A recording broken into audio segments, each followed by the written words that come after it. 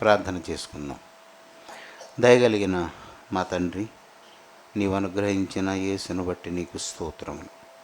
మా ప్రభువు మా ఎడల దయగొని మా మనవులను ఆలకించి మమ్మలను పరిశుద్ధపరచుచున్నాడు. నాయన నీకు స్తోత్రములు. ఆయన యందు మమ్మల్ని సంపూర్ణులుగా చేసి యుగయుగములు నీతో మమ్మల్ని స్థాపించమని స్థిరపరచమని యేసునామమున అడుగుచున్నాం తండ్రి. ఆమేన్.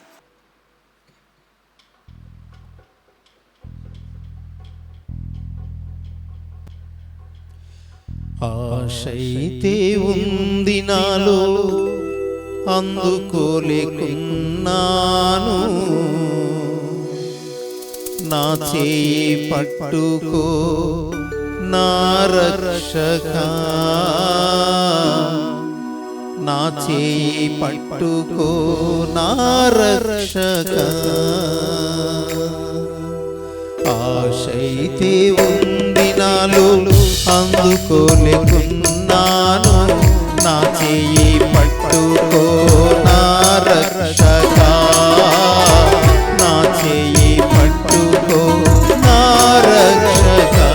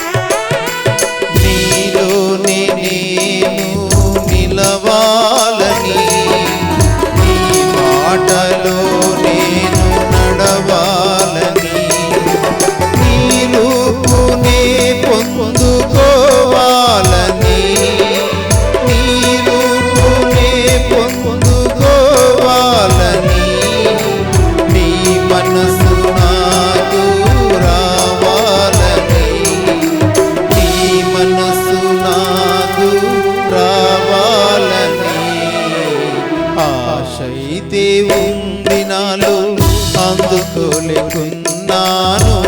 నా చేయి పట్టుకో నా రక్షకా, నా చేయి పట్టుకో నా రక్షకా.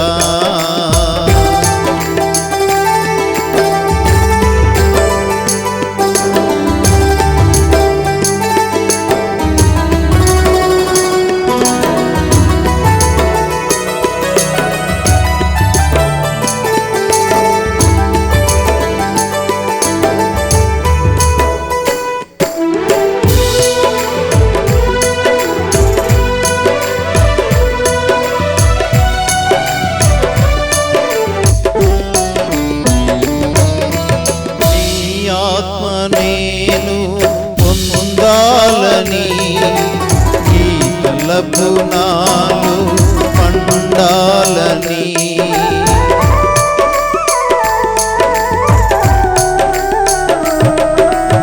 ఈ ఆత్మ నేను పొందాలని ఈ తలపు నాలో పండాలని. నీ కృపతో నామది నిండాలని, నీ కృపతో నామది నిండాలని. ఆత్మాగ్ని నాలో మండాలని, ఆత్మాగ్ని నాలో మండాలని. ఆశైతే ఉంది నాలో, అందుకోలేకున్నాను. నా చేయి పట్టుకో నా రక్షకా, నా చేయి పట్టుకో నా రక్షకా.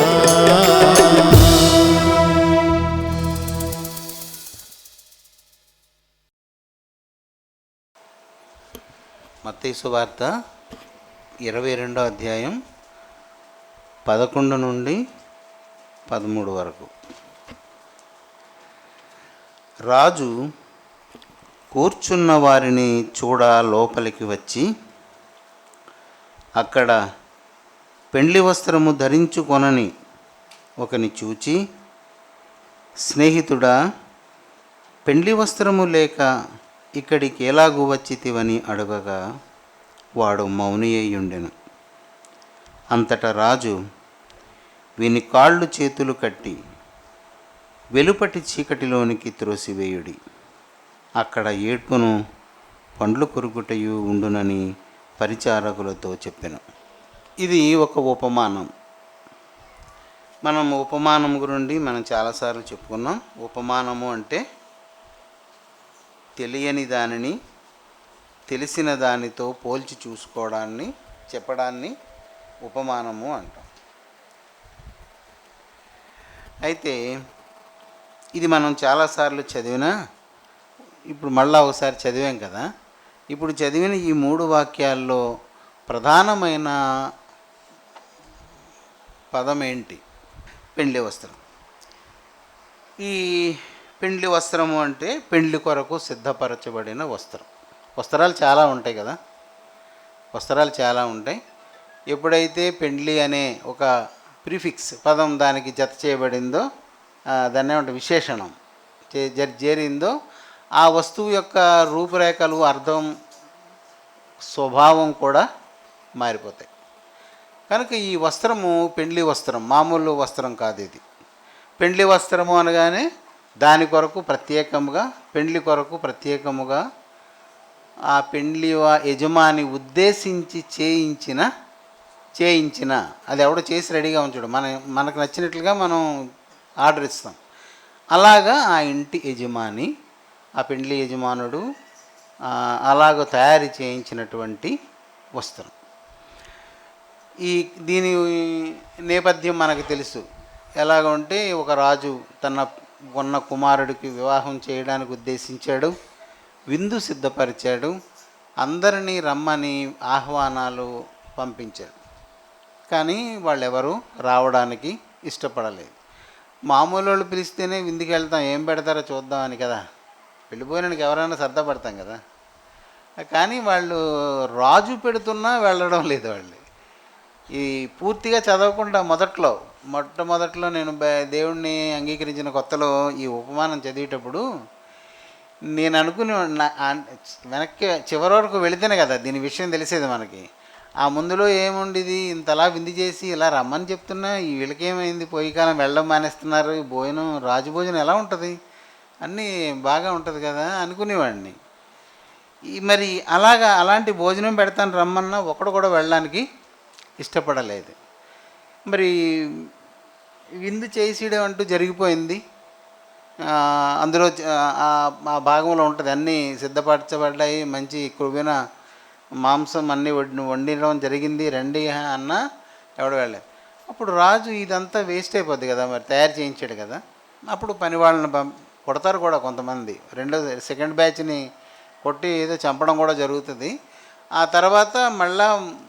తర్వాత కాలంలో రాజు అంటాడు, విందు రెడీగా ఉంది, ఎవడో రావడం లేదు, పిలువబడిన వాళ్ళు ఎవరో అర్హత లేనట్టుంది, కాబట్టి మీ కనబడిన వాళ్ళందరినీ పిలిచేయండి అని చెప్తారు. అప్పుడు దాకా ఈ కనబడని పిలువబడిన వాళ్ళకి ఏముంటుంది మనసులో, రాజు కొందరినే పంపించాడు, అయినా మనలాంటి వాళ్ళు ఎందుకు పిలుస్తారు, మనం ఏమన్నా విలువన్న వాళ్ళమా ఏంటి అని అనుకుంటా ఉండుంటారు వీళ్ళు, అంతే కదా. సరే, అందులో కారణాలు కూడా చెప్పారు. వ్యవసాయం అనొకడు, పెళ్ళనొకడు, ఏదో రకరకాల కారణాలు చెప్పుకొని తప్పించుకున్నారు. ఇంకా దొరికిన వాళ్ళందరినీ పిలుచుకొచ్చారు. పిలుచుకొచ్చిన తర్వాత అందరూ వచ్చారు. విందుశాల నిండిపోయి ఉంది. రాజు చూడడానికి వచ్చినప్పుడు అక్కడ ఒకని దగ్గర ఒకడు ప్రత్యేకంగా కనబడుతున్నాడు. ఏంటి సంగతి అంటే, అతని దగ్గర రాజు సమకూర్చి అందరికీ ఇవ్వడానికి ఏర్పాటు చేసిన పెండ్లి వస్త్రము అతను వేసుకోలేదు, అతని దగ్గర లేదు. అక్కడికి ఆ విందుకు ఎవరు రావాలి? పెండ్లి వస్త్రము ధరించిన వారికి మాత్రమే అక్కడికి రావాలి. ఎందుకని అలా చెప్తున్నాం మనం? ఆ రాజు అడుగుతాడు కదా, స్నేహితుడా, పెండ్లి వస్త్రము లేక ఇక్కడికి ఎలాగూ వచ్చితివి అంటే దాని నియమం ఏంటి? పెండ్లి విందుకి వచ్చినవాడు తప్పనిసరిగా పెండ్లి వస్త్రం ధరించి తీరాలి. ఇతన్ని ఎవరు పిలిచారు రమ్మని? రాజే పిలిచాడు. కానీ రాజే ఏమంటున్నాడు? వీని కాళ్ళు చేతులు కట్టి వెలుపటి చీకటిలోనికి త్రోసివేయడి. అంటే ఇక్కడ ఒక అర్థం ఉంది. వెలుపల ఏముంది, లోపల ఏముంది? అక్కడ చీకటిలో ఏముంటుంది అంటే అక్కడ ఏడ్పు, పండ్లు కొరకడం ఉంటుంది. మరి ఇక్కడ వెలుగులో ఏడ్పుకి వ్యతిరేక పదం ఆనందం, పళ్ళు కొరకడానికి బదులు ఉల్లాసం. అది విచారం చేత, విచారం నుంచి గట్టున పడలేనప్పుడు పళ్ళు కొరుకుతాడు ఎవడైనా. ఇప్పుడు నన్ను ఈ తాగిసి వచ్చి ఆడవాళ్ళని కొడుతుంటారు కొంతమంది గుణవంతులకి ఆ లక్షణం ఉంటుంది. ఆ కుట్టినప్పుడు ఆవిడకి ఏమనిపిస్తుంది అంటే, ఇచ్చి మా అమ్మ కానీ మా నాన్న కానీ వీడి చేతిలో పడేసరి ఈ చెత్తగాడితో ఎలా బతుకుతున్నాడని మనసులో ఆవిడ ఆలోచనలు ఆవిడకు ఉంటాయి. వీడు ఈ తాగేసిన మొత్తం మీద ఇష్టానుసారంగా ఇటు రెచ్చిపోయి కొట్టడం అది చేస్తుంటాడు. దానికి ఏమనిపిస్తుంది అంటే ఇన్ని చంపేద్దాం అనిపిస్తుంది కానీ కొట్టడానికి బలం చాలదు. అంటే ఇప్పుడు మనసుకున్నటువంటి ఇది మానసిక శాస్త్రంలో ఉంటుంది. రెండు ఆలోచనల మధ్య తడబడినప్పుడే పిచ్చెక్కిపోతుంది ఏ మనిషికైనా. రెండు ఒత్తిడులు తట్టుకోలేనప్పుడు, ఆ ఒత్తిడిని సమతూకం చేయలేనప్పుడు మనసు భ్రమిస్తుంది అంటారు. కనుక ఇది చేసుకొని అప్పుడు దీన్ని సర్దుబాటు చేసుకోవడానికి ఏదో పక్క వచ్చేయాలి. ఎదిరించడానికైనా పారిపోవడానికైనా సిద్ధపడాలి. అప్పుడు ఈవిడేం చేస్తుంది అంటే పారిపోవడానికి సిద్ధపడుతుంది. పారిపోవడానికి సిద్ధపడి అప్పుడు దాకా తననికి చాలా అన్నట్టు ఇది గోడకేసి బొర కొట్టేసుకోవడమో నెత్తి గుద్దీసుకోవడమో చేస్తుంటుంది. ఆడుదంతాడు తను తాను తనుకుంటుంది. అదేంటి అంటే చేయలేనితనం. ఏమీ చేయలేనప్పుడు ఈ పళ్ళు కొరుక్కోవడం, చేతులు బిగించడం, అనడం అన్నీ జరుగుతాయి. అక్కడ ఏడ్పును పండ్లు కొరుకుట ఎందుకుంటాయంటే ఇంకా అక్కడి నుంచి బయటపడడం సాధ్యం కాదు. చేయవలసింది చేద్దాం అనుకున్నా చేసే అవకాశం అక్కడ ఉండదు. అది చీకటి అంటే పాతాళానికి లేదా నరకానికి ఉన్న లక్షణం. నరకములో ఉన్న వ్యక్తులు పడుతున్న వ్యధకు కారణం ఏంటి? వాళ్ళు పళ్ళు కొరుక్కుంది కారణం ఏంటంటే బయటపడలేనితనం. బయటపడలేక, అందులో ఉండలేక, అయ్యో నేను చేయకపోతేనే వినకపోతేనే అని ఆలోచన అది వెంటాడడం వలన ఏం చేయాలో తెలియని విచక్షణ రహితమైనటువంటి ఒక అశక్తతతో కూడుకున్న ఒక పెనుగులాట. అది ఒక రోజుతో పోయేది కాదు. యుగయుగాలు అలాగూ ఈ చీకటిలో త్రోయబడిన ఆత్మలు వేదన పడుతూనే ఉంటాయి.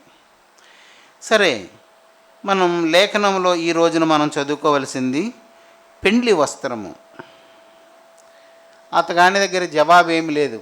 మౌని అయి ఉండెను అంటే పెండ్లి వస్త్రము నిరాకరించాడు, నేను తీసుకోలేదు అని చెప్పలేదు. రాజు కదా, రాజు దగ్గర గబుక్కొని నోరు జారడం ఉండదు కదా. రాజు వచ్చి పక్కన నిలబడి స్నేహితుడా అనగానే వీడి గుండె జారిపోతుంది. పెండ్లి వస్త్రం ఏది, ఎలా వచ్చావు ఇక్కడికి నీవు అంటే మౌనంగా ఉన్నాడంటే వాళ్ళు ఇచ్చారు ప్రభు కానీ నేను తీసుకోలేదు అని అర్థం. మౌని అయి ఉండెను అంటే ఈ మౌనము అనేది కూడా ఒక ఎక్కువ అర్థం ఉన్న పదమే. మౌనం ఎప్పుడు వస్తుంది? అది విద్య, అది చదువుకు సంబంధించింది, ఈ వాక్యానికి సంబంధించింది కాదు. ఈ పెండ్లి వస్త్రము అనేది పెండ్లి కొరకు సిద్ధము చేయబడిన వస్త్రం. అసలు వస్త్రము అంటే ఏంటి ముందు అది తెలిస్తే ఏమైపోద్ది?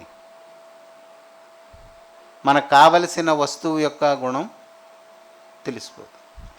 ఏంటి వస్త్రము అంటే, వస్త్రము అనే అర్థానికి వస్యతే అనేనాంగా ఇది వస్త్రం, అది దాని అర్థం. వ్యాకరణం అంటాం. వ్యాకరణం ఏం చేస్తుందంటే అక్షరం యొక్క విలువని, అక్షరం యొక్క భారాన్ని, అక్షరం యొక్క స్థితిని తెలియజేస్తుంది. అంటే అది ఆ అక్షరం ఏ స్థితిలో అర్థం కలిగి ఊగిసలాడుతోంది అనేది ఆ అక్షరాన్ని తెలియజేస్తుంది అన్నమాట.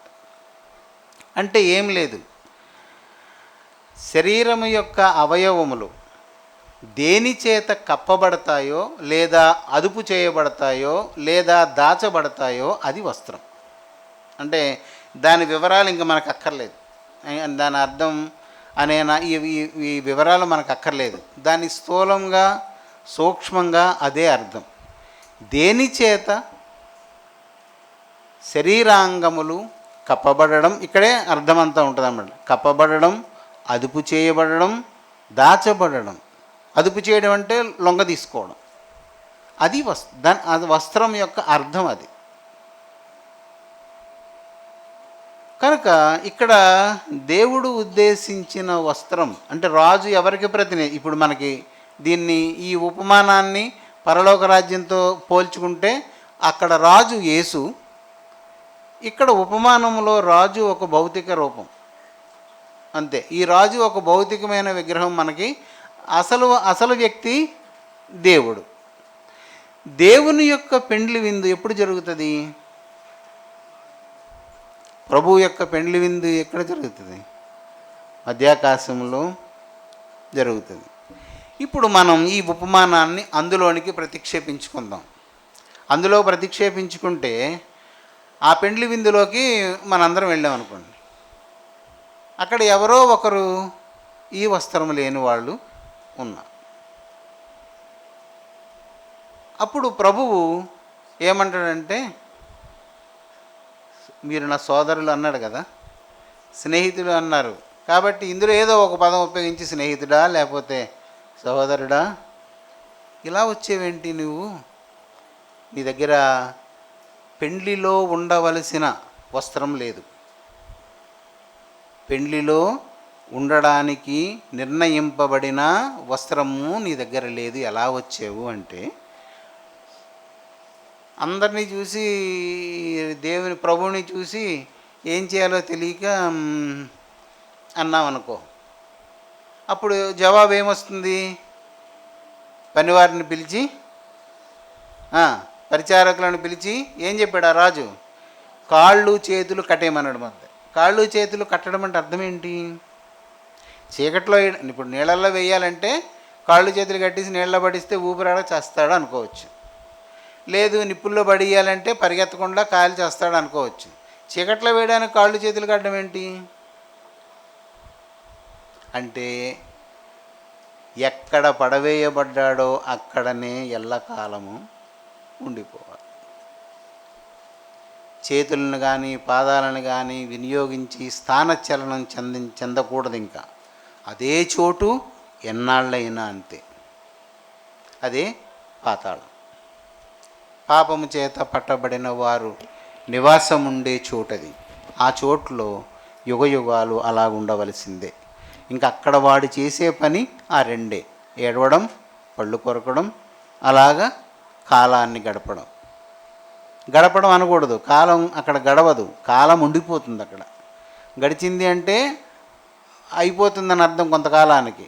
ఆ గడిచింది అనే పదం వాడకూడదు. కాలములో అలా ఉండిపోతాడు. అది ఎంతకాలము అంటే ఎల్లకాలము. అది నరకం యొక్క స్థితి. అయితే ఈ పెళ్లి వస్త్రము అనేది ఏంటి అసలు? పరలోకములో వచ్చినటువంటి ఆ విందుకు వచ్చేటప్పుడు ఆ పెండ్లి వస్త్రము అనేది ఒకడు ధరించాలి అంటే ఏంటి ఆ వస్త్రం? మనం ఏమి ధరించాలి? ఇది దేవుని గ్రంథంలో 2-3 చోట్ల అది చెప్పబడింది. మనం ఒకటి చూద్దాం. కొలస్సీలకు రాసిన పత్రిక 3వ అధ్యాయం 12వ వాక్యం.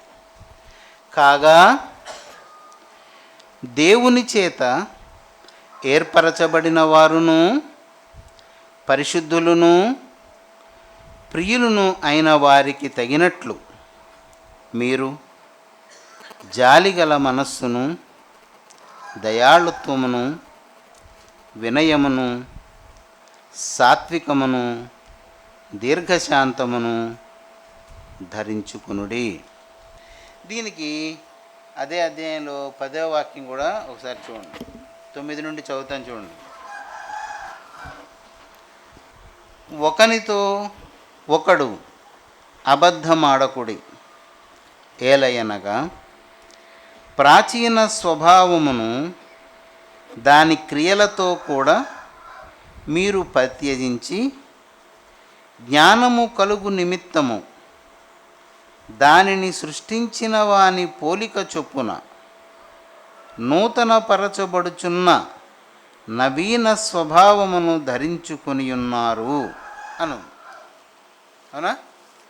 ఈ వస్త్రము అనేది దేన్ని తెలియజేస్తుంది?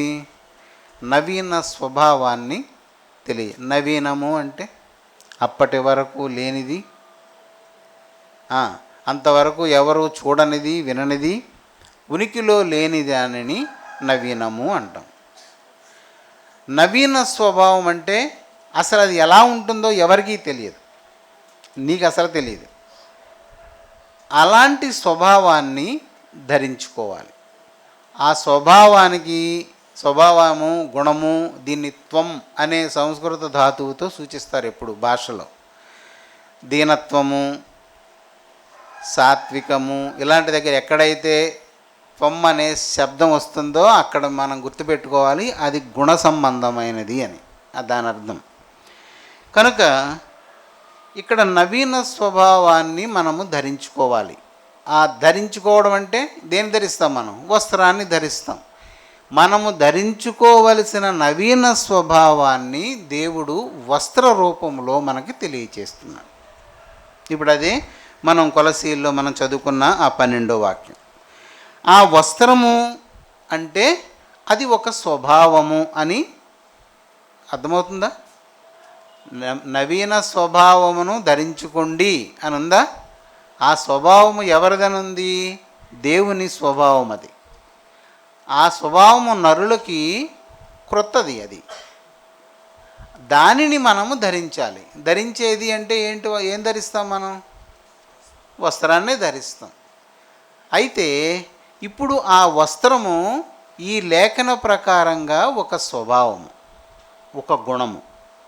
ఇక్కడ వస్త్రము అనేదాన్ని ఒక గుణములోనికి మనం ప్రతిక్షేపించుకోవాలి. అంటే అది తీసి ఇది పెట్టుకోవాలి అక్కడ.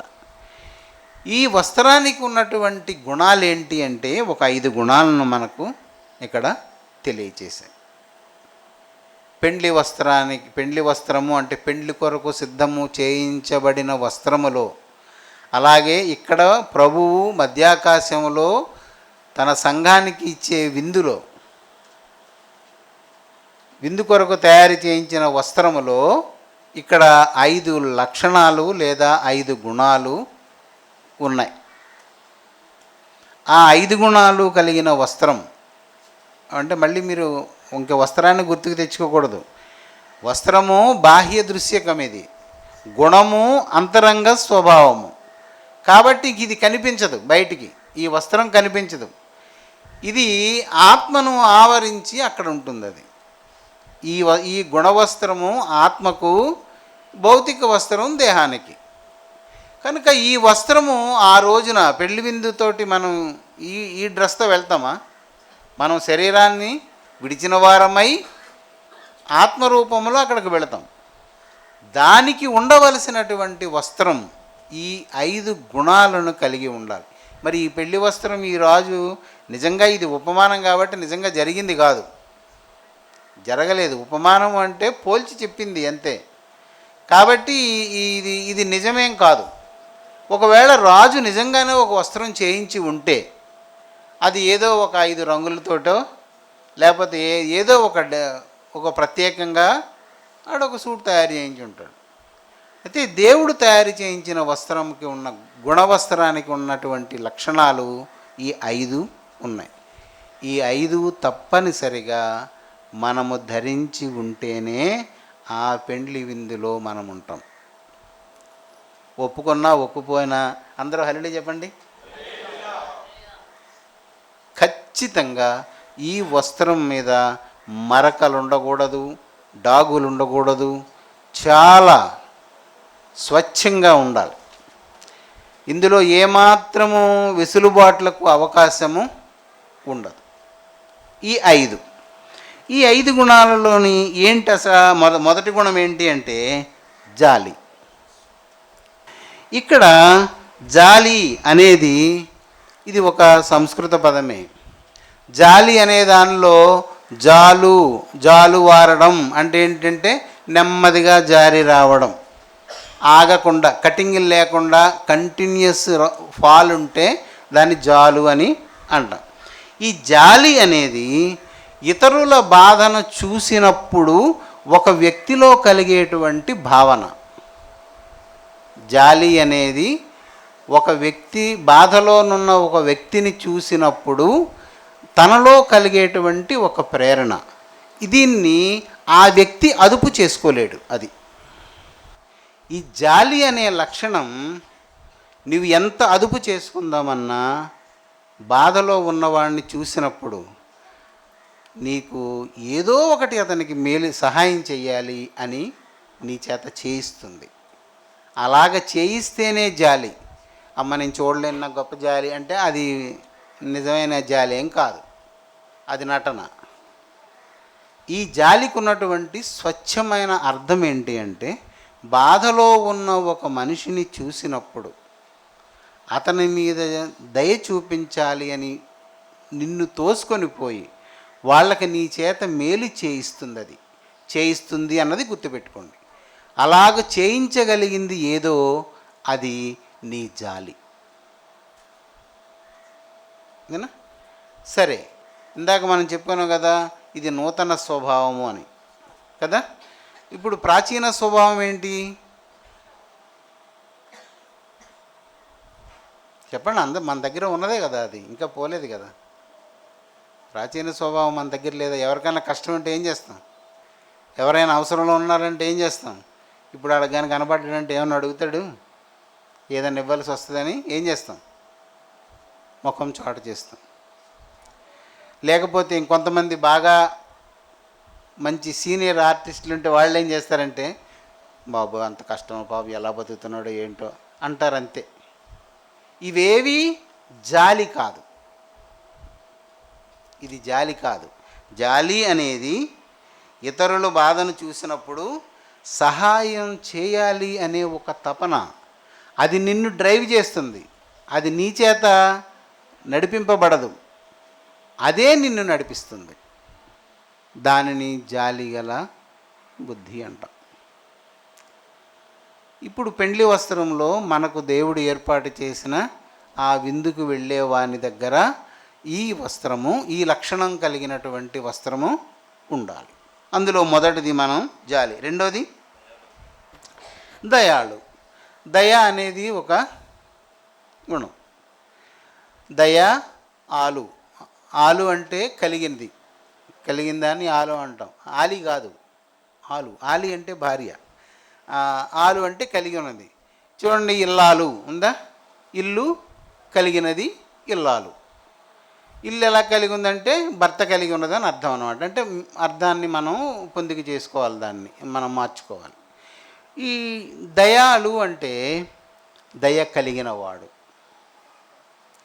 దయ కలిగినవాడు అనేది అది ఏ రూపంలోకి పోతుంది? దయ ఇది కూడా స్వభావమై ఉంటుంది. ఖచ్చితంగా దయనే చూపిస్తుంది. దయ అనేది ఇంకేముంది చెప్పండి? దయకున్నటువంటి లక్షణం ఏంటంటే పడిపోయిన వాడిని లేవడానికి సహాయం చేసేలాగా చేస్తుంది. అక్కడ వదిలిసిపోదు. జాలి అనేది ఆ బాధలో దూరిపోతుంది. ఈ దయ అనేది ఏం చేస్తుందంటే పడిన వాడిని లేపుదాం అనిపిస్తుంది. పడిపోయావా, లే పర్వాలేదులే, అయిపోయిందిలే అని జాలి చేస్తుంది. మూడవది వినయము. ఇది కూడా అంతే. వి, నయ, మూడు పదాలు దేని అర్థం దానిదే. వి అంటే ఎప్పుడు కూడా వ్యతిరేక పదానికి ఉపయోగిస్తాం మనం. వినాశనము అంటామా? వి అంటే లేదు కాని, నాశనము కానిది అని. అయితే ఇక్కడ ఏం చెప్తున్నాడు? ఈ వినయము అంటే దేనిని వదిలేయాలో ముందు చెప్తాడు. గర్వము అనే దాన్ని మినహాయించుకొని వినయములో ఉన్న పొందిక చేయబడిన అర్థం ఏంటి అంటే గర్వమును తీసేయాలి. గర్వము అనేదాన్ని మినహాయించాలి. ఎందుకని? ఎదుటి వ్యక్తి దగ్గర నేను కూడా మనిషినే, నాకు కూడా గౌరవం ఉంది, నేను వాడికి ఎందుకు లొంగాలి, ఎందుకు వాడికి మనం లోబడాలి అనే ఒక స్వభావం జనరల్గా మానవులకు ఉండేటువంటి గుణం అది. ఈ స్వభావాన్ని ముందు వదిలేయాలి. మనం చెప్పుకున్నాం కదా, మనిషిలో ఉండే అంతర్గత శత్రువులు, అంతర్గతంగా ఉండేటువంటి బలాలు 4 ఉంటాయని చెప్పలేదా, మనస్సు ఒకటి, ఇలా చెప్పాం కదా. అలా అందులో ఇది ఒకటన్నమాట. గర్వమును విడిచిపెట్టి, అంటే ముందు వదిలేసుకొని ఇతరుల పట్ల చూపవలసిన గౌరవాన్ని ప్రదర్శించగలగాలి. ఇవన్నీ కూడా ప్రాక్టీస్ చేస్తే రావు. ఇవి ప్రాక్టీస్ వల్ల ఆసనాలు వేస్తే వచ్చేవి కాదు, దేవుని దగ్గర నుండి తెచ్చుకోవాలి. ఇవి దేవుని యొక్క గుణాలు. దీన్ని దైవ స్వభావము అంటాం. దైవ స్వభావాన్ని దేవుని దగ్గర నుంచి తెచ్చుకోవాలి. మనం ప్రాక్టీస్ చేస్తే అది ఏమీ ఆ శాలలో నిలబడదు, అది అక్కడికి రాదు. ఇది యాక్షన్ అవుద్ది అన్నమాట. ఇది ఏమవుద్దంటే నటించడం అనేది అలవాటు అయిపోతుంది. ఇప్పుడు చెప్పినటువంటి జాలి, దయ, ఈ లక్షణాలు ఆయన దగ్గర నుండే మనం తెచ్చుకోవాలి, ఆయన్ని అడిగి తెచ్చుకోవాలి. మనకై మనం సాధన చేస్తే వచ్చేవి మాత్రం ఇవి కావు. ఇది మాత్రం బాగా గుర్తుపెట్టుకోండి. ప్రాచీన స్వభావము నవీన స్వభావాన్ని రానివ్వదు. దాన్ని తొలగించగలగాలి. ఎవరు తొలగించగలరు దాన్ని? ఎప్పుడో ఆదాము కాలం నుండి మన జీను పాపంతో అలాగా ఇన్ని సంవత్సరాలు ఇక్కడికి వచ్చింది. ఆ స్వభావాన్ని తొలగించి ఈ నూతన స్వభావాన్ని ధరింపజేయాలి అంటే అది నరుని వలన సాధ్యమయ్యేది కాదు. అందుకే యేసు ప్రభువును పంపించేటప్పుడు పరలోకమందున్న దేవుడు ప్రవక్తల ద్వారా ఒక వార్త పంపించాడు. ఒక కాలం వస్తుంది, అప్పుడు దావీదు వేరుకొక చిగురు పుడుతుంది, అప్పుడు మానవులు పాపాలను విడిచిపెట్టి పరిశుద్ధులవుతారు, వాళ్ళందరూ నా వాళ్ళు అవుతారు అని యెషయా, ఇర్మియా ద్వారా దేవుడు ప్రకటింపజేశాడు. అదే ఆ మారు మనస్సు. ఆ మనస్సునిచ్చి దేవుడు తీసుకుని వెళ్తాడు. కాబట్టి దీని కొరకు మనం దేవుని దగ్గర చాలా ఆసక్తితో ప్రార్థన చేయవలసి ఉంటుంది.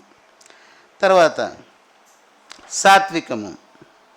సాత్వికము అంటే చెప్పండి. ఇది కూడా చెప్పాను. త్వా అనే శబ్దం వచ్చిందంటే గుణం. సాత్వకం, ఇది 3 పదాల యొక్క సమాహారం. సా అంటే మంచి, సాధువు, చేయబడినది అని అర్థం. సాధు చేయబడడం అంటే అర్థం ఏంటి? సాధు చేయడం అంటే ఇప్పుడు మీరు అప్పుడప్పుడు యూట్యూబ్లోని కుక్క పిల్లి ఆడుకోవడం చూసారా? చూడలేదా? మామూలుగా రోడ్ల మీద ఎవరిని చూస్తే ఎవరు పారిపోతారు?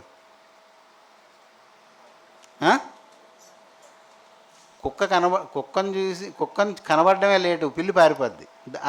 అది ఏటో పోతుంటుంది, అయినా సరే దాన్ని చూసి ఇది పారిపోద్ది. కానీ అక్కడ ఏం జరుగుతుంది? పిల్లి కొడుతుంటే కుక్క వెళ్ళిపోతుంటుంది. అదేంటి? అది ఎలా సాధ్యం? అది చూసినప్పుడు అన్న అనిపించలేదా?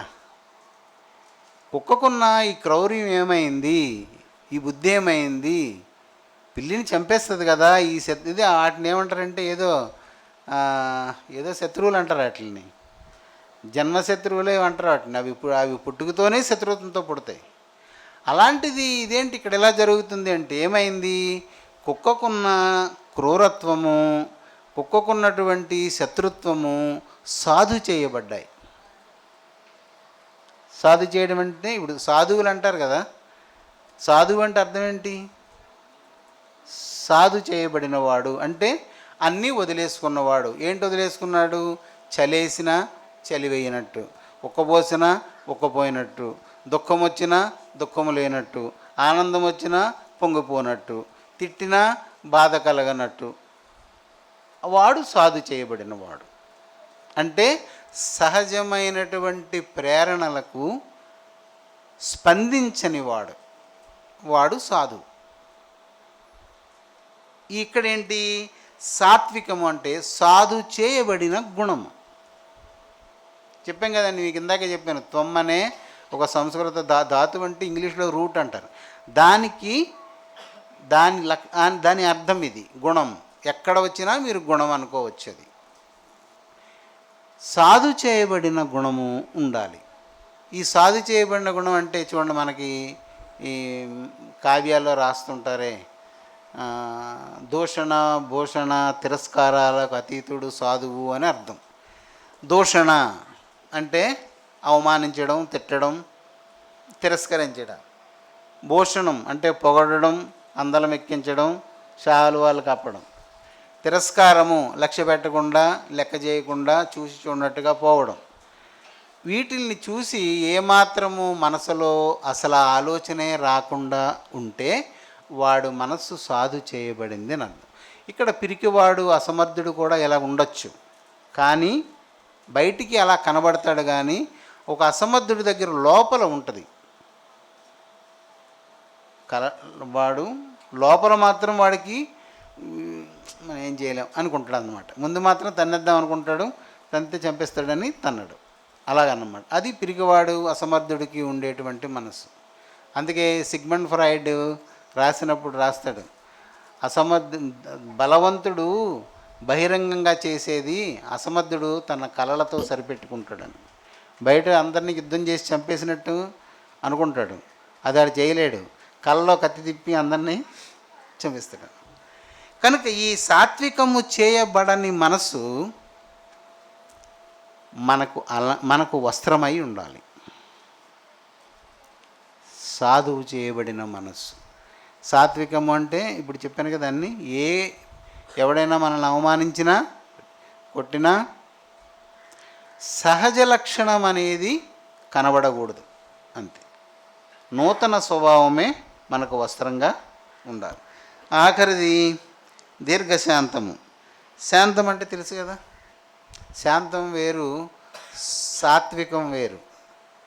ఈ శాంతం అనేది, సాత్వికం బాగా అభ్యాసం చేస్తే శాంతం వస్తుంది. అందుకే ఏ మంత్రానికైనా ఆఖరిని శాంతి అంటారు. ఎందుకంటే జీవితంలో ఆత్మ సంబంధమైన బలమంతా సమకూర్చుకుంటే, వేదము అంటే దైవికమైన దానిని పూర్తిగా అధ్యయనం చేసి, అభ్యాసం చేసి, వంట పట్టించుకుంటే అంతం, వేదాంతం శాంతం అనేది ఒక సూక్తి.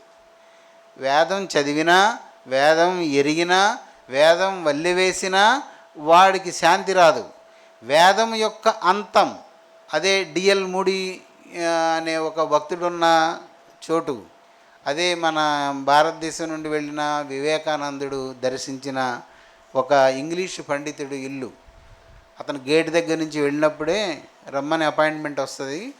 ఆ గేట్ దగ్గరికి వెళ్ళి లోపలికి వెళ్ళినప్పుడు అతను మైదానంలో ఓ పాము, చిన్నపిల్లవాడు ఆడుకోవడం, బొమ్మలు, నిజంగా కాదు, ఆవు, పులి ఒక చోట, గొర్రె, సింహం ఒక దగ్గర, అలాగా బొమ్మలు చూస్తూ ఉండిపోతే వాడు మోడీ గారు వచ్చి, ఇక్కడే ఉన్నాయేంటి బ్రదర్, లోపలికి రండి అని తీసుకెళ్ళి, అలా కాదు, మీ ఇంటి గడపలోనే నేను వేదాంతాన్ని చూశాను, నాకు ఇప్పటి వరకు వేదం తెలుసు, ఇప్పుడే నాకు వేదాంతం తెలిసింది అంటాడు.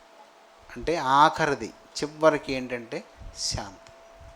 ఈ శాంతం అనేది సాత్వికాన్ని పూర్తిగా అభ్యసిస్తే ఆఖరిని మనసుకు కలిగేది ఈ శాంతం. ఈ శాంతానికి ముందు చేర్చబడింది దీర్ఘశాంతము. అంటే పొడవైన శాంతం అంటే అనంతమైన శాంతం. ఇక అది ఎప్పుడు కూడా డిస్టర్బ్ అవ్వకూడదు. అది ఆ శాంతంలో ఎప్పుడు అశాంతి రాకూడదు. ఏ కారణము చేతనైనా అశాంతి రాకూడదు.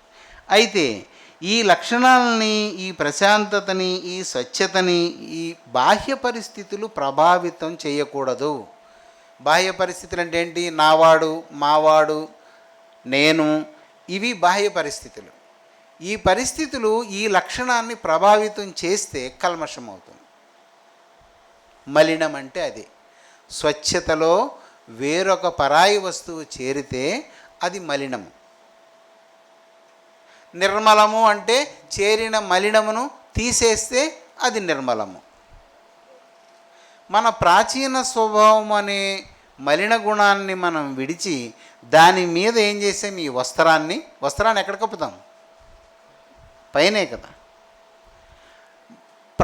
అందుకే ఇందాక మీకు వస్త్రం గురించి చెప్పినప్పుడే ఏం చెప్పాను, ఏది శరీర భాగాలను కప్పుతుందో, ఏది లోబరుచుకుంటుందో, ఏది బహిర్గతము కానియదో అది వస్త్రం. ఇప్పుడు ప్రాచీన స్వభావం మళ్ళా ఎప్పుడొకప్పుడు బహిర్గతం రావాలి అంటే ఈ వస్త్రం దాన్ని ఇంకా ఏం చేయదు, బయటికి రానియదు, కప్పేస్తుంది. దీన్ని ఏమంటామంటే భాషాపరంగా మానసికం అంటాం. ఇది మనసుతో అర్థం చేసుకునేదే కానీ దాన్ని తెలియదు. ఎలాగూ ఇప్పుడు నా శరీరాన్ని నేను దీంతో కప్పుకున్నాను. ఇప్పుడు లోపల ఉన్న నా చర్మం బయటికి కనబడాలంటే ఏం చేస్తుంది, ఈ వస్త్రం ఏం చేస్తుంది, దాన్ని బయటికి కనబడనివ్వదు. అది కనబడాలి అంటుంది, నువ్వు కనబడను అంటే ఏం చేస్తుంది, దాన్ని ఇది అణుస్తుంది. అంటే భావనాత్మకం అన్నమాట, అణిచేస్తుంది. వస్త్రము అనేది అవయవాలను కప్పినప్పుడు ఆ అవయవం యొక్క బహిర్గతత్వాన్ని అణిచేస్తుంది, కప్పేస్తుంది, మాట్లాడనివ్వదు, అణిచేస్తుంది. ఇవన్నీ భావనాత్మక అర్థాలు. ఈ ప్రభువు చెప్పినటువంటి ఈ 5 లక్షణాలతో కూడిన వస్త్రాన్ని నీవు ధరించినప్పుడు ఈ వస్త్రం ఏం చేస్తుంది అంటే ప్రాచీన స్వభావాన్ని బయటికి రానియదు, దాన్ని అణిచేస్తుంది. అప్పుడు నవీన స్వభావము కలిగిన వారమై మనము ఆ వస్త్రముతో ప్రభువు సన్నిధిలో మనం కనబడతాం. కాబట్టి మనకు ఆ విందులో ఏముంటుంది, భాగం ఉంటుంది. ఇవి గనక లేకుండా మనం అక్కడికి వెళ్ళి నిలబడితే ఈ రాజు ఏం చేశాడో ఆ రాజు కూడా అదే చేస్తాడు. దయచేసి దేవుని రాజ్యాన్ని అపేక్షించేవాళ్ళు ఈ సంగతులను మర్చిపోకూడదు, నెమరు వేయాలి. మనము జాలి, దయ, ఏమనుంది, దీన్ని ఏం చేయాలని ఉంది, దీన్ని ధరించు. ఆఖరిగా దీన్ని ప్రకటన గ్రంథం మనకి ఆఖరి గ్రంథం, అందులో ఏముందో ఇంకంతే, అది దాని దిక్కు అంతం అన్నమాట. ఇది ఇంక దీని చివరిగా మనం చూస్తే ఇక్కడి నుంచి వెనక్కి తిరగాలే తప్ప ఇంక అటు వెళ్ళడానికి ఏటు ఉండదు కదా. కాబట్టి ప్రకటనల గ్రంథంలో ఒక వాక్యం చదువుదాం. 16వ అధ్యాయం 16వ వాక్యం. ధన్యుడు అనే పదం మనం బయట వింటున్న పుణ్యము లాంటిది. పుణ్యము అనేది భూమి మీద పనికొచ్చే వస్తువు కాదు. అలాగే ధన్యత అనేది కూడా భూమి మీద పనికొచ్చేది కాదు. ధన్యత అనే పదాన్ని బైబిల్ గ్రంథంలో అలాంటి ప్రత్యేక పరిస్థితుల్లోనే దేవుని ఆత్మ రాయించాడు. దానిలో సాత్వికులు ధన్యులు, సాత్వికము సాధు చేయబడిన వాడు, సత్తుగుణాన్ని అభ్యసించిన వాడు ధన్యుడు. వాడు ఇక్కడ కాదు, ఇక్కడ ఎప్పుడు వాడికి అవమానమే. వీడికి సిగ్గులేదు, ఉమ్మూసిన దుడి తీసుకుంటాడు, ఈడు అసలు మనిషే కాదు, ఇవన్నీ ఇక్కడ ఉంటాయి. కానీ ఆ సాధు చేయబడిన సత్వాన్ని సంపాదించుకుంటే వాడు అక్కడ ధన్యుడు. ఆత్మ విషయమై దీనుడై ఉండడం. వీడు పాస్టర్ కానీ వీడికి మసలడం తెలియదు, మర్యాద తెలీదు, అక్కడక్కడ ఇళ్ళతో మాట్లాడేస్తుంటాడు. ఈ టీచరే కానీ వీడికి జ్ఞానం లేదు, వీడి జడ్జే కానీ వీడికి ప్రవర్తన అంటుంటారు. కానీ వీడి దగ్గర ఏముందంటే ప్రభువుని అంగీకరించడం వలన వీడికి దీన మనసు వచ్చింది. ఆ దీన మనస్సు వల్ల ఏం చేస్తుంటాడు, బీదలను చూస్తుంటాడు, కష్టం వచ్చిన వాళ్ళతో మాట్లాడుతుంటాడు, ఉపకారాలు చేస్తుంటాడు, ఉండలేడు. దీన్ని చూసిన వాళ్ళు ఏం చేస్తారంటే వీడికి స్టేటస్ తెలియదు, వీడికి మెయింటెనెన్స్ రాదు, ఆ హుందాతనమే లేదు, వీడేం అంటాం. కానీ అక్కడ ధన్యుడు, ఇక్కడ మాత్రం కాదు. అది ధన్యత అనే పదం. ఈ లేఖనంలో పరిశుద్ధుడైన దేవుడు యోహానుకు చూపించినటువంటి దర్శనం ఇది. ప్రకటన అనేది ఒక దర్శనం. దర్శనం అంటే అతను చూసి రాసినటువంటి విషయం, అది గుర్తుపెట్టుకోవాలి. సరే, అక్కడ ఏమని చూడండి, ఇదిగో నేను దొంగ వలె. ఈ వలె అనేది గుర్తుపెట్టుకోవాలి. దొంగతనానికి రావడం కాదు, దొంగ ఎలా వస్తాడో అలా వస్తానని అర్థం. దొంగ వలె వచ్చిచున్నాను, తాను దిగంబరుడుగా దిగంబరుడు అంటే అంబరం అంటే ఆకాశం. ఆకాశానికి ఏమి గుడ్డు ఉండదు కదా. అంబరమే వస్త్రముగా కలిగిన వాడు దిగంబరుడు అంటే ఆ పదానికి అర్థం దిగంబరుడు అంటే. దిక్ అంటే దిక్కులు, ఏ దిక్కు చూసినే ఉంటుంది, ఆకాశమే ఉంటుంది, అంబరమే ఉంటుంది. ఏ దిక్కు చూసినా ఆకాశం దేని చేత మూయబడి ఉండదు. అలాంటి దిక్కు కలిగినటువంటి ఆకాశాన్నే వస్త్రంగా కలిగిన వాడు అంటే మరి గుడ్డు లేనివాడిని ఇంకొకలాగా చెప్పుకోకుండా ఉండడానికి అది భాషా సంప్రదాయం అన్నమాట, భాష ఇచ్చే గౌరవం అది. అందుకని తాను దిగంబరుడుగా సంచరించుచున్నందున ఎవరి దగ్గర అయితే ఈ 5 లక్షణాలు ఉండవో, మనం ఇప్పుడు మన దగ్గరికి వద్దాం. ఈ 5 లక్షణాలు ఎవరైతే దేవుని దగ్గర నుండి సంపాదించుకోలేకపోతారో వారు దిగంబరుడు. ఈ 5లో 3 ఉండి 2 లేకపోతే, ఇప్పుడు కొత్త ప్యాంట్లు వస్తున్నాయి చూడండి, అలాగన్నమాట. ఇవి వేసుకున్నాడా లేదా, ఇటు ధనవంతుడా దరిద్రుడా కూడా అర్థం అవ్వని అలాగనమాట. తాను దిగంబరుడుగా సంచరించుచున్నందున జనులు తన దిశములను చూతురేమో అని మెలకువగా ఉండి తన వస్త్రము కాపాడుకునివాడు ధన్యుడు. దీనిని సంపాదించుకున్న తర్వాత చాలా జాగ్రత్తగా మనం కాపాడుకోవాలి. దేవుని ఎదుట మనల్ని దేవుడు చూసినప్పుడు మనము వస్త్రహీనులుగా కనబడకూడదు. మనకి ఆ వస్త్రము మన మీద ఉండాలి, ఆ పెండ్లి వస్త్రం.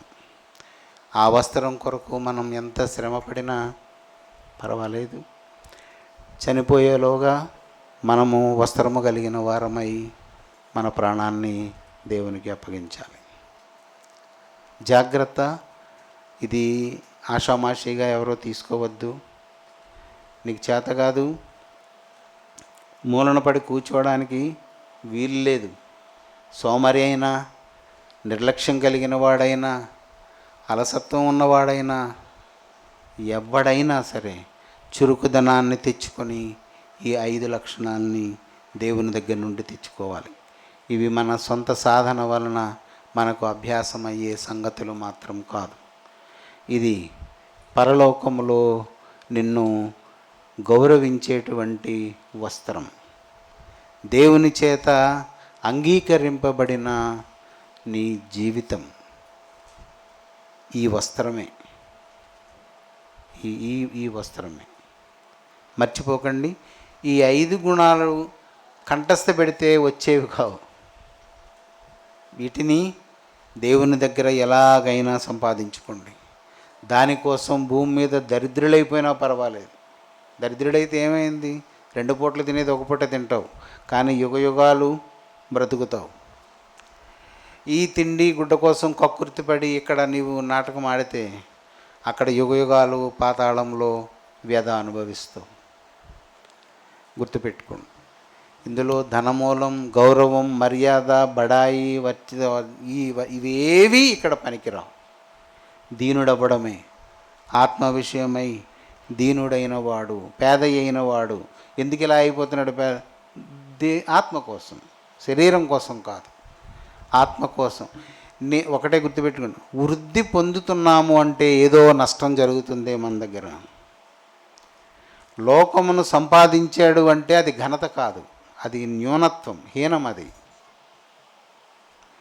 దైవిక గుణం, అది బయటికి ఎవ్వరికి కనిపించదు, అది మనకు ఐశ్వర్యం. 110, 120 ఎక్కడో ఒక దగ్గర మనం ఈ లోకాన్ని వదిలేస్తాం, ఈ భూమిని వదిలేస్తాం. ఆ తరువాత నీ నివాసం స్థితి ఏంటి అనే ఆలోచన కలిగిన వాడే విశ్వాసి. వాడినే విశ్వాసము గలవాడు అంటాం. శాశ్వతమైన ఆ మరణం తర్వాత కాలాన్ని ఇష్టపడతాడు తప్ప ఇంకో 10 ఏళ్ళకో 5 ఏళ్ళకో రాలిపోతానన్న ఈ దీనిని బట్టి మాత్రం వాడు భక్తుడు సంతోషించడు. విశ్వాసి లక్షణం అది అయ్యి ఉండదు. తన కలిమిని బట్టి, తనకున్న తేజస్సును బట్టి ఎవడైతే అతిశయిస్తుంటాడో వాడు పశుప్రాయుడు అన్నమాట. కనుక జాగ్రత్త, ఇది చాలా విలువైన సమాచారం, దీన్ని జాగ్రత్త చేసుకోండి. ఈ గుణాలు మీలో కలిగే వరకు దేవుణ్ణి విడిచిపెట్టకండి. ఏం చేస్తారో ఏమో, ప్రభువు మనసుని రంజింపజేయాలి. ఆయన దృష్టి నీ మీదకు తిరిగేలాగా చేయాలి. ఏ విధమైన చేతైనా నీ గమ్యము ఈ వస్త్రాన్ని సంపాదించడం. ఈ వస్త్రం నీవు సంపాదించావా, చాలు, నీ జీవితం ధన్యం. యుగ యుగాలానందం, నూతన సృష్టి, ఆ ప్రతిరోజు దేవుని దర్శనం, అది మనకు తెలియని ఒక ఇది. మనకి తెలిసిందల్లా చిన్న చిన్న నీడల్లాంటి మాటలే ఇప్పుడు మనం చెప్పుకున్నవి, నీడల్లాంటి మాటలు. కనుక దయచేసి ఈ వాక్యాన్ని మనందరం ఆఖరిగా చదువుకొని మనం ప్రార్థన చేసుకుందాం. మత్తయి రాసిన సువార్త, అలాగే కొలస్సీలకు రాసిన పత్రికలో ఈ 2 వాక్యాలు ఒకసారి మనం చదువుకుందాం. రాజు కూర్చున్న వారిని చూడ లోపలికి వచ్చి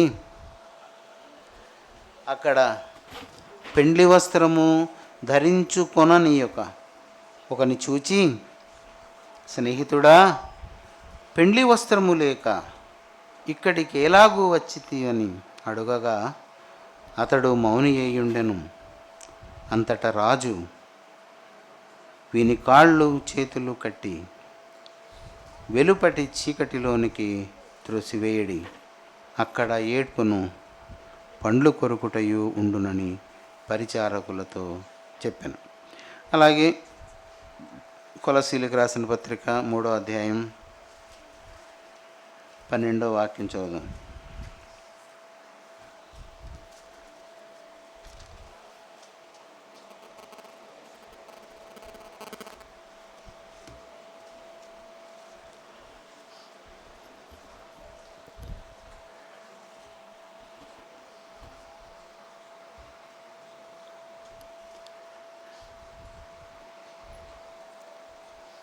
ఇలాంటి వస్త్రాన్ని సంపాదించుకునే కృప దేవుడు మనకు అనుగ్రహించునుగాక.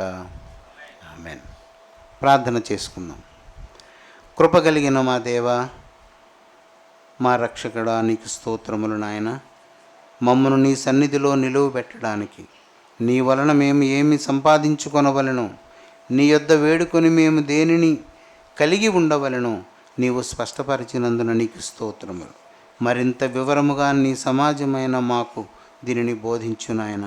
దీని ఎడల జాగ్రత్త కలిగి దీన్ని బ్రతుకాలమంతా పదిలపరుచుకొని చెదరిపోక నీ యందు స్థిరపడి ఉండునట్లు కృప చూపించు నాయన. వ్యర్థమైన స్థలములోనికి పోకుండా, వ్యర్థమైనవి ఆలోచించకుండా, శాశ్వతము కాని వాటి మీద మనస్సును నిలుపకుండా, నిత్యుడవైన నీ ఎదుట నీ సన్నిధిని కోరుకొనుచు బ్రతుకుట మాకు వరముగా దయచేయం. దుష్టు నుండి మమ్మల్ని తప్పించి కాపాడం. సంగమున కొదువై ఉన్న వాటిని దయచేయం ప్రభు. అనారోగ్యమును, వ్యధను, అవసరతలను అన్నీ నీవు తెలుసుకున్న వాడవై ఉన్నావు. నీ దయలో వాటన్నిటినీ వారికి సమకూర్చు నాయన. సహాయం చేసి మహిమ పొందమని యేసు నామమున అడుగుచున్నాం తండ్రి. ఆమేన్.